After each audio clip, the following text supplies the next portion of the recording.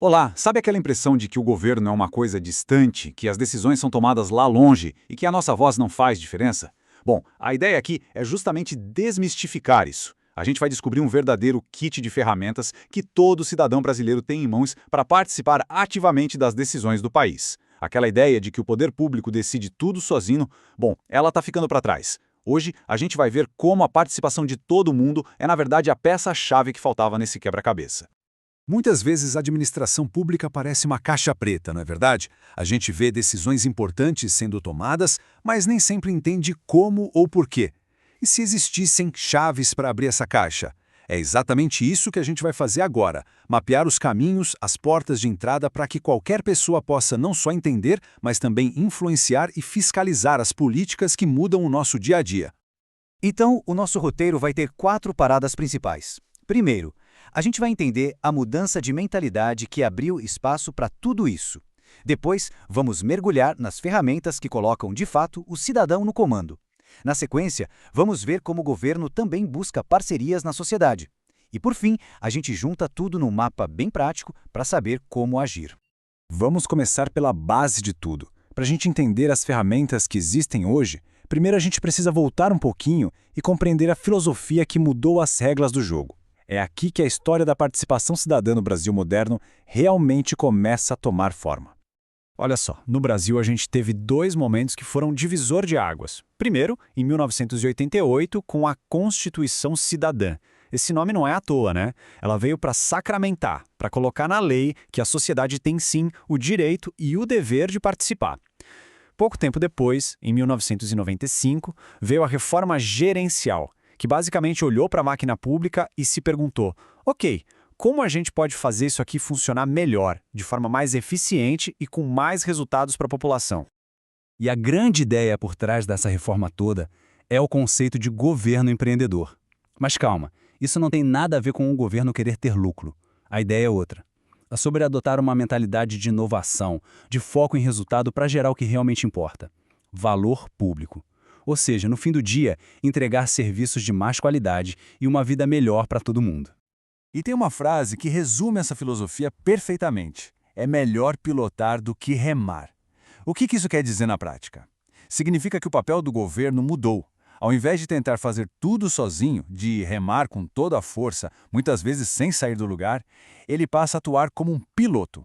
Ou seja, ele coordena, ele direciona os vários atores da sociedade, empresas, ONGs, os próprios cidadãos, para que juntos eles consigam chegar nos objetivos comuns. Certo, com essa base bem entendida, vamos para o que realmente interessa: as ferramentas.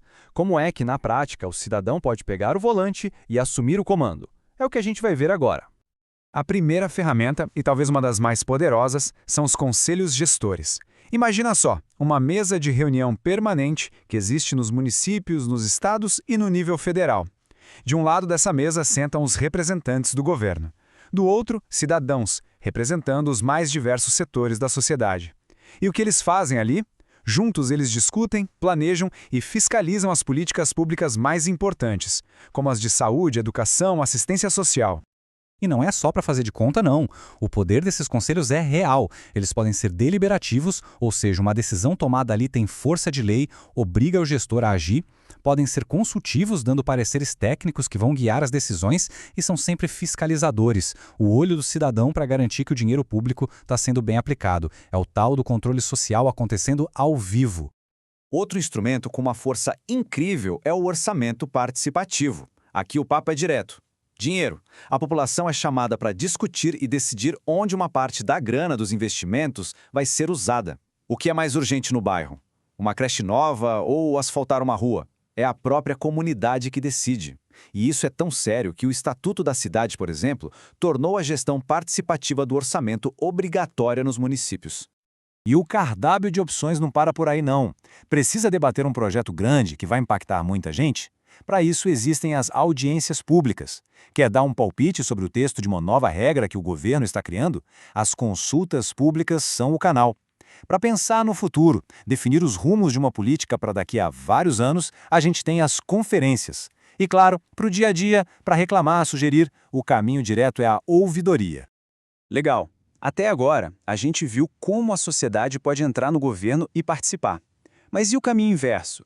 Quando o próprio governo sai do seu quadrado e vai buscar parceiros lá fora. É sobre isso que a gente vai falar agora. A palavra-chave aqui é publicização. A lógica é bem simples. Tem certos serviços, como na área da saúde ou da cultura, que não precisam ser executados diretamente pela estrutura pesada do Estado. O governo pode passar essa execução para entidades do terceiro setor, as ONGs, que muitas vezes têm mais agilidade, mais expertise. E aí se firma uma parceria. Foi justamente para formalizar essas parcerias que surgiram figuras como as US e as OSCPs. Então, vamos lá. Qual é a diferença na prática? Uma organização social, a OS, geralmente assume a gestão de um serviço público grande, tipo um hospital inteiro, através de um contrato de gestão. E um ponto fundamental, a participação do governo no conselho da OS é obrigatória, o que garante um controle mais próximo. Já uma OCSP firma um termo de parceria para tocar projetos mais variados, como de meio ambiente, cultura. Elas têm mais autonomia, o governo não precisa estar no conselho e elas podem inclusive remunerar seus dirigentes. E ainda dentro do governo tem outra distinção importante. As agências reguladoras, tipo a Anatel, são criadas para serem os árbitros de um setor da economia, sabe? Elas criam as regras do jogo e fiscalizam. Já as agências executivas, como o Inmetro, são diferentes. Elas não criam regras. Na verdade, um órgão que já existe recebe esse título de agência executiva para poder executar um serviço com mais eficiência, com metas claras definidas num contrato. Ufa! A gente já viu a filosofia, as ferramentas do cidadão, as parcerias do governo. Agora, para a gente fechar, vamos juntar todas essas peças. Como é que esse quebra-cabeça se monta na vida real? Vamos desenhar o mapa da participação. Pensa nisso aqui como um guia rápido, um checklist da cidadania. Quer ajudar a decidir onde o dinheiro vai ser investido? O caminho é o orçamento participativo. Quer acompanhar de perto a gestão de uma área como a saúde? Participe de um conselho gestor. Quer dar sua opinião sobre um projeto específico? Vá a uma audiência pública. Quer influenciar como uma lei vai ser escrita? Responda a uma consulta pública. E para qualquer problema ou sugestão do dia a dia, a ouvidoria está lá para isso. E a grande sacada é que nenhuma dessas ferramentas funciona isoladamente. Juntas, elas criam um ecossistema. A governança deixa de ser aquela rua de mão única, sabe? Onde as ordens só vêm de cima para baixo. Ela se transforma numa ponte de mão dupla, num diálogo permanente, onde o Estado e a sociedade não são lados opostos, mas sim parceiros construindo o futuro. E para a gente fechar, fica aqui uma provocação. As ferramentas estão aí. O kit de ferramentas do cidadão existe e está disponível. A grande pergunta que fica é, com tudo isso à disposição, o que ainda impede que essa participação seja ainda mais forte e eficaz? Talvez o nosso maior desafio agora não seja mais criar novos mecanismos, mas sim garantir que todo mundo conheça e saiba usar o poder que já tem em mãos para transformar a própria realidade.